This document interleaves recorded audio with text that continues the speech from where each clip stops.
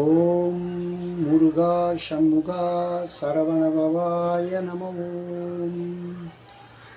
ஓம் தத்புருஷாய வித்மகே மகேஸ்வரபுத்ராய தீமகி தன்னோ சண்முக பிரசோதயாது. அன்பார்ந்த நேயர்களே, ஸ்ரீ விஸ்வபிரம்மம் அனுக்கிரக ஜோதிடம் என்ற ஜோதிட அலுவலகத்திலிருந்து நடராஜாச்சாரிய அனுபவ ஜோதிடர் பல ஜோதிட கருத்துக்கள், ஆன்மீக சிந்தனைகள் அவ்வப்போது அளித்து வந்திருக்கிறேன். அந்த வகையிலே நல்ல ஊக்கத்தையும் ஆர்வத்தையும் எனக்கு கொடுத்து என்னை மேன்மேலும் வளர அருள் புரிகின்ற உங்கள் அன்பு உள்ளங்களுக்கு என் மனமார்ந்த நன்றி.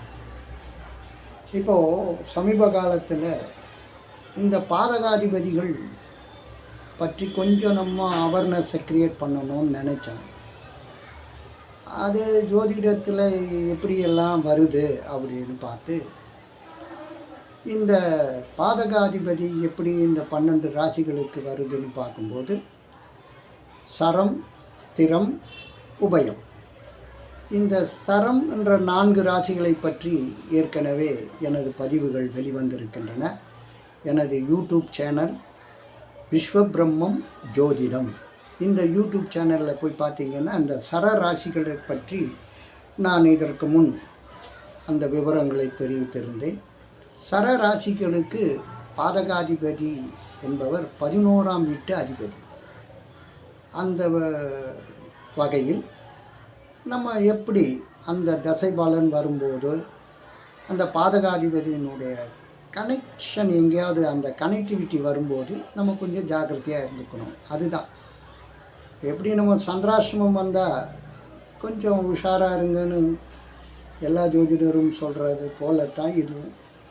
பாதகாதிபதி தசை வரும், அப்போது நமக்கு பாதகத்தை அவர் செய்வார். சில நேரங்களில் பாதகாதிபதியும் நன்மை செய்வார் என்ற அளவில் பார்க்கும்போது அவர்களுடைய ஜனன ஜாதக அமைப்பின்படி பாதகாதிபதி வலுவிழந்திருப்பாரேயானால் அவர் பாதகம் செய்யாமல், கெட்டவன் கெட்டிடில் கிட்டிடும் ராஜயோகம்னு சொல்கிற அந்த பாலிசியில் அவர் நமக்கு பாதகம் செய்யாமல், தீமை செய்யாமல், அது அப்படியே நன்மை செய்யவில்லை என்றாலும் தீமை செய்ய மாட்டார் என்ற அளவிலும் கூட நாம் அதை கடந்து விடலாம். அந்த சரராசிகளுக்கு 11ஆம் வீட்டு அதிபதி பற்றி, அவர்தான் பாதகாதிபதி. அதை பற்றி 4 வீடியோக்கள், அந்த சரராசிக்கு உண்டான வீடியோக்கள் வெளிவந்தன. அதற்கு நல்ல ஆதரவை தந்து கொண்டு தான் இருக்கிறீர்கள். எல்லாருமே இந்த சரராசியிலே பிறந்தவர்களுக்கு எப்படி கவனம் தேவை என்பதை பற்றி அதில் இருக்கும். அந்த வகையில் அடுத்த ஒரு லிஸ்ட் இருக்கு இல்லையா, அந்த லிஸ்ட்டு எதுன்னு பார்த்தீங்கன்னா திரம். இந்த திரம் ராசிகளும் 4 ராசிகள். அந்த திரம் ராசிகள் எல்லாம் நம்ம பார்க்கும்போது ரிஷபம், சிம்மம், விருச்சிகம், கும்பம், இதெல்லாம் திரம். இந்த திரம் ராசிகளுக்கு பாதகாதிபதி யாருன்னு பார்த்தா 9ஆம் வீட்டு அதிபதி தான். 9ஆம் வீடு தான் பாதகம். அதனுடைய அதிபதி தான் பாதகத்தை செய்வார். அவருடைய தசா நமக்கு வருதுன்னு வச்சுக்கோங்க, நம்ம உஷாராக இருக்கும். இதை பற்றி இந்த ரிஷபம் ராசியை பற்றி இதற்கு முன் வெளியிட்டிருந்தேன். இந்த ஸ்திரம் எப்படி ரிஷப ராசிக்காரர்களுடைய 9ஆம் வீட்டு அதிபதியான மகரம், அந்த மகரத்துக்கு அதிபதி சனி, அந்த சனி எப்படி தசையில் என்னென்ன மாதிரி நம்ம கவனக்குறைவாக இருக்காமல் கொஞ்சம் நல்ல மாதிரியாக யோசித்து, சரி இப்போ நேரம் நமக்கு சரியில்லை, சரி இதை கொஞ்சம் கடந்து அப்புறம் பண்ணலாம் அப்படின்றலாம் நம்ம கொஞ்சம் எச்சரிக்கையாக செயல்பட்டோம்னா அந்த பாதகத்திலேருந்து நம்ம தப்பிச்சிடலான்னு சொல்லியிருந்தேன். அதே வகையில் இப்போது சிம்மம் ராசி, சிம்மம் ராசிக்கும் பாதகாதிபதி அதே 9ஆம் வீட்டு அதிபதி தானே. ஸ்திரம் என்றாலே 9ஆம் வீட்டு அதிபதி தான் பாதகாதிபதி. அப்போது சிம்மம் ராசிக்கு பாதகம் செய்யக்கூடியவர் யாருன்னு பார்த்தீங்கன்னா செவ்வாய். அதாவது சிம்மத்துக்கு 9ஆம் இடம் மேஷம். அந்த மேஷத்துக்கு அதிபதி செவ்வாய். அதே சிம்மத்துக்கு 4ஆம் இடமும் விருச்சிகம். அந்த விருச்சிகத்துக்கும் அதிபதி செவ்வாய் தான். ஆக செவ்வாய் சிம்மத்துக்கு பாதகம் செய்வார். சில பேர் சொல்லலாம், என்ன சார், கடகராசிக்கும் சிம்ம ராசிக்கும் யோகாதிபதி அவர் எப்படி அப்படின்னா நம்ம இப்படியெல்லாம் குழப்பிக்கவே வேணாம். கால்குலேஷன் கரெக்டாக தான் இருக்குது. அது பிரகாரம்தான் நம்மளை ஒவ்வொரு நாளும் அந்த 9 கிரகங்களினுடைய தாக்கத்துக்கு ஆட்பட்டு தான் நம்ம வாழ்ந்துக்கிட்டு இருக்கோம். எந்த ஒரு செயலை செய்தாலும் அவர்களுடைய ஒரு தாக்கம் இல்லாமல் நீங்கள் எந்த வேலையும் செய்ய முடியாது. இதை நீங்கள் கொஞ்சம் மானசீகமாக உணரணும். இப்படி நடக்குமா அப்படி நடக்குமாலாம் கொஸ்டின்லாம் கேட்காதீங்க. எல்லாமே ஏற்கனவே தீர்மானிக்கப்பட்டது தான். எது நடக்கணும், எப்போ நடக்கணும், எங்கே நடக்கணும், ஏன் நடக்கணும், இந்த மாதிரியான கொஸ்டினுக்கெல்லாம் நம்மக்கிட்ட பதில் கிடையாது. அது நடக்கிறது நடக்க வேண்டிய நேரத்தில் கண்டிப்பாக நடக்கும். ஏன்னா ஏற்கனவே தீர்மானிக்கப்பட்டது. அதுபோல தான் ஒரு வீடு கட்டுறதா இருந்தாலும், ஒரு இடம் வாங்கிறதா இருந்தாலும், ஒரு கல்யாணம் செய்து கொள்வதாக இருந்தாலும், நல்ல குழந்தை பிறப்பு இருந்தாலும், இது போன்ற எல்லா விதமான வகையிலே நமக்கு அமைப்பு எப்போது வரும், எப்படி வரும், எங்கே இருந்து வரும், இதெல்லாம் முதல்ல ஜாதகத்தில் பார்க்கும்போது இந்த காலகட்டத்தில் வரும், இப்படி வரும். அதே போல் கஷ்டங்களும் இந்த காலகட்டங்களிலே வரும் என்று நாம் புரிந்து கொள்ள வேண்டும். அப்படி பார்க்கும்போது இந்த பாதகாதிபதி என்பவன் பாதகம் செய்வதற்காகத்தானே அவன் அந்த வேலையை செய்ய மாட்டான். இந்த ராசிக்காரர்களுக்கு செய்ய மாட்டான், அந்த ராசிக்காரர்களுக்கு செய்ய மாட்டான்னு இல்லை. பாதகாதிபதியாக ஒரு ராசிக்கு வருகிறவர் அதை செய்ய வேண்டும். அது அவருக்கு விதித்த ப்ரொஃபைல். இறைவன் கொடுத்தது. அந்த வேலையை அந்த கிரகம் அவனுக்கு செய்யும். இதுதான் கர்மா. இந்த கர்மாவை நம்ம அப்படியே ஜஸ்ட் லைக் தட்டுன்னு அப்படி எக்ரிலாம் போயிட முடியாது. அனுபவிக்க வேண்டியது புண்ணியமாக இருந்தாலும் பாவமாக இருந்தாலும் என்ன பலனோ அதை அந்த கர்மாவில் இருக்கும். அந்த கர்மா பலனை அனுபவித்தே ஆக வேண்டும். அப்படி கர்மா பலனை அனுபவிப்பதற்காகத்தான் இந்த பாதகாதிபதி தசை, மாரகாதிபதி தசை, அஷ்டமாதிபதி தசை, ருண ரோக சத்ரு ஸ்தானாதிபதி தசை இதெல்லாம் வரும். இதெல்லாம் கஷ்டங்களை கொடுக்கக்கூடியது. சரி, இப்போது இந்த பாதகாதிபதி சிம்ம ராசி ஸ்திரம் என்பதால் அந்த ஸ்திரம் வரிசையில் வருகின்ற இந்த சிம்ம ராசிக்கு 9ஆம் அதிபதி, 9ஆம் வீடு பாதகாதிபதி. அவர் யாருன்னா 9ஆம் வீட்டுக்கு அதிபதி செவ்வாய். இப்போது நீங்கள் அதை கொஞ்சம் கால்குலேஷன் பண்ணும்போது இப்போது செவ்வாய் இருக்குது சொல்லிட்டீங்க. அப்போ இது எப்படி எந்த காலகட்டத்தில் எந்த விஷயங்களில் வரும் அப்படின்னா, பொதுவாக உங்களுக்கு செவ்வாய் தசை எப்போ வருதுன்னு பார்க்கணும்.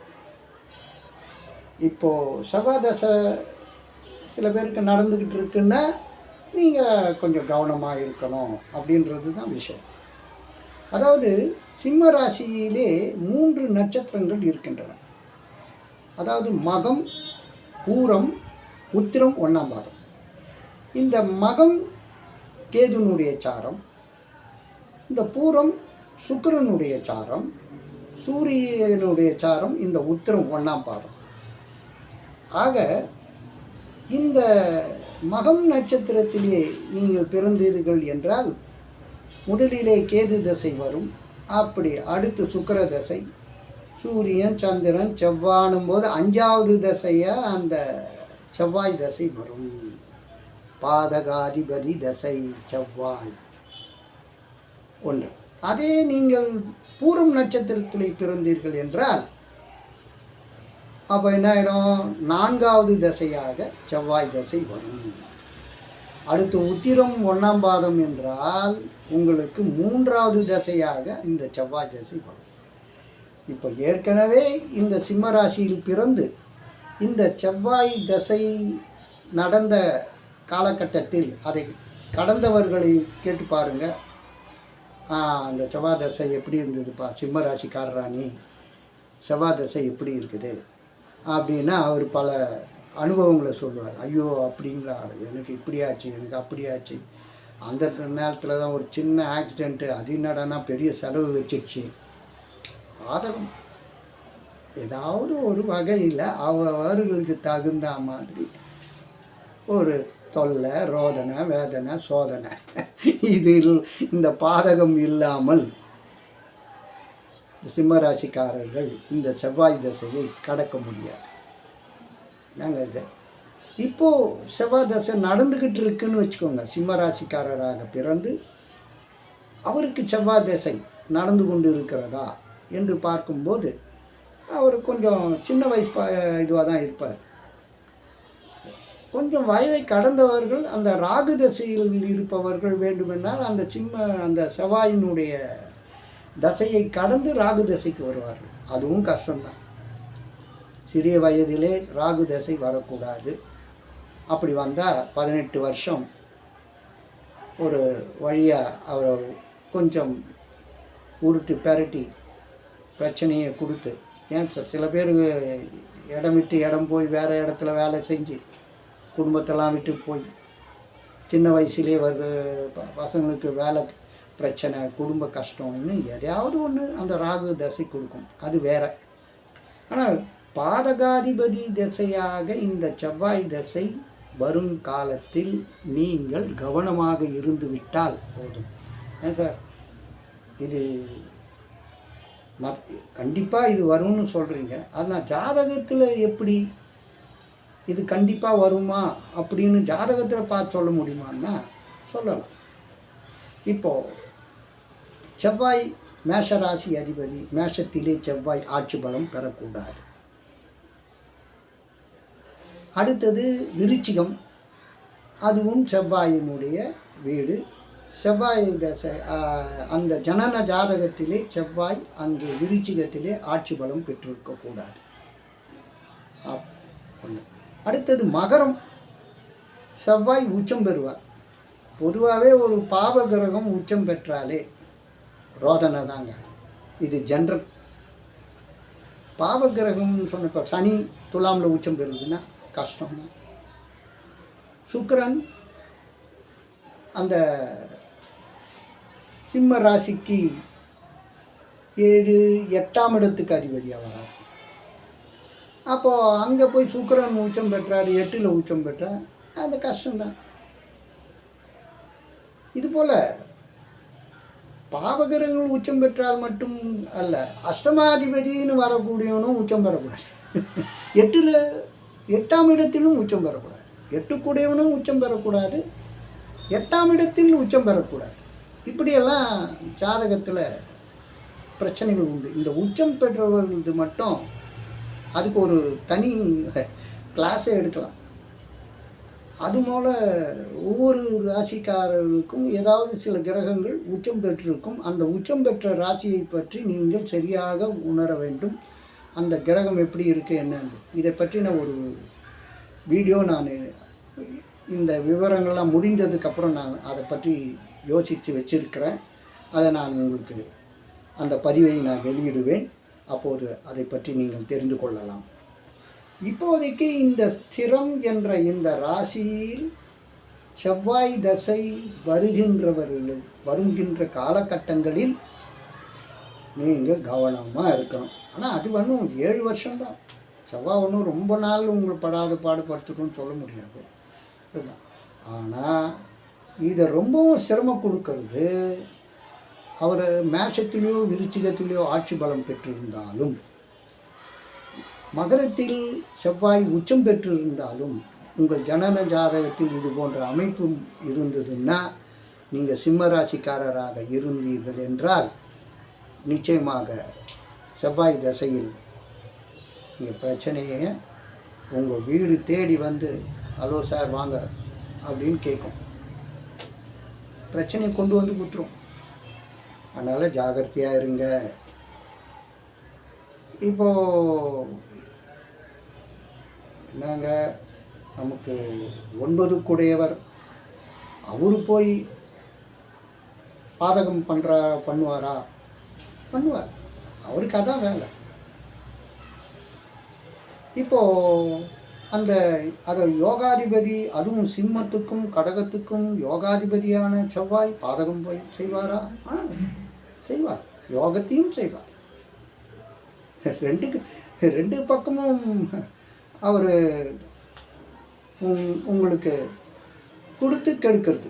இதுதான் இந்த வேலையை கடக ராசிக்காரருக்கு யோகம் இருந்ததுன்னா அவர் எப்படின்னு. ஆனால் சிம்ம ராசிக்காரருக்கு கண்டிப்பாக பாதகம் செய்யக்கூடிய செவ்வாய் என்ற அளவிலே நீங்கள் கொஞ்சம் கவனமாக இருக்கணும், மாட்டிப்பீங்க.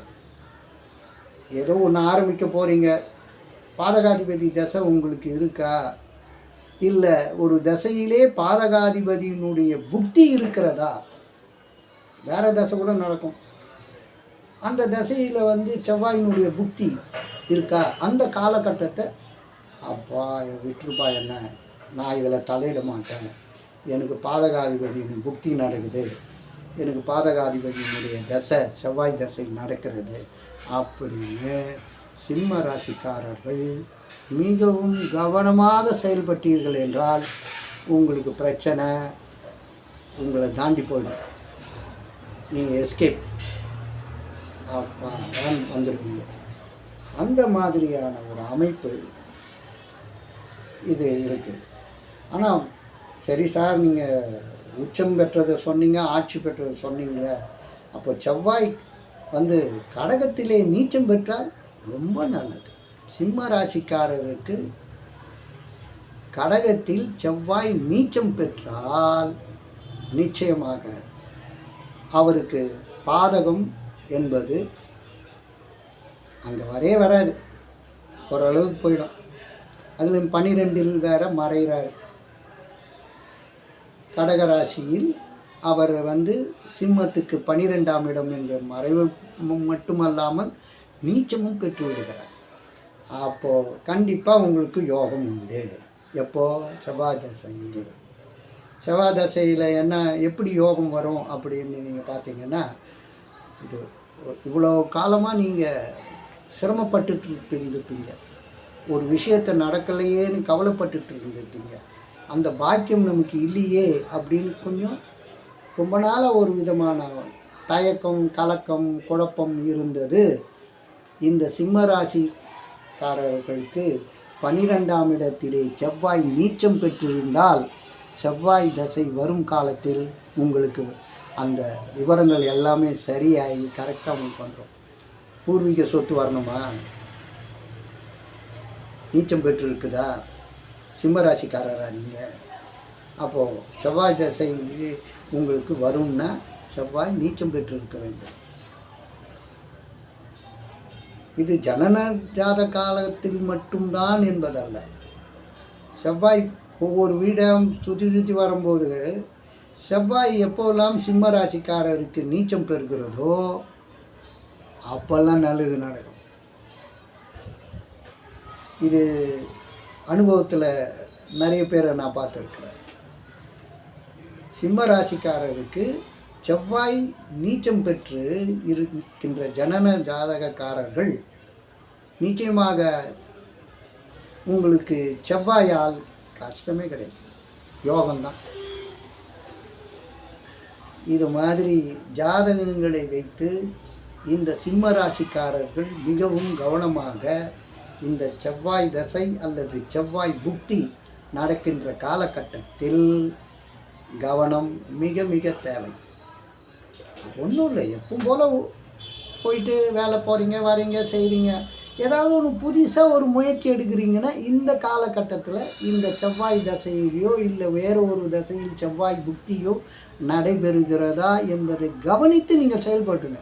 அப்படி நடக்குதுன்னா வேணாம், அதை விட்டுட்டு இன்னும் கொஞ்ச நாள் பொறுத்து பார்த்துக்கலாங்க அப்படின்னு அதை தள்ளி விட்டீங்கன்னா நீங்கள் பெரிய அந்த பிரச்சனை எதுவும் வராமல் அதிலிருந்து கடந்து உங்களை அது கடவுள் இது சொல்கிற நீ இது வருது இப்படிப்பட்ட விதம் நீ பார்த்து உஷாராக இருந்து இந்த அவேர்னஸ்ஸை நீ எடுத்து வச்சுக்கோ, அதுக்கு தகுந்த மாதிரி நடந்துக்கோ, அவ்வளோதான் அப்படின்னு இறைவன் நமக்கு இந்த ஜோதிடத்தின் மூலியமாக இந்த விஷயங்களை எடுத்து உரைக்கிறார்.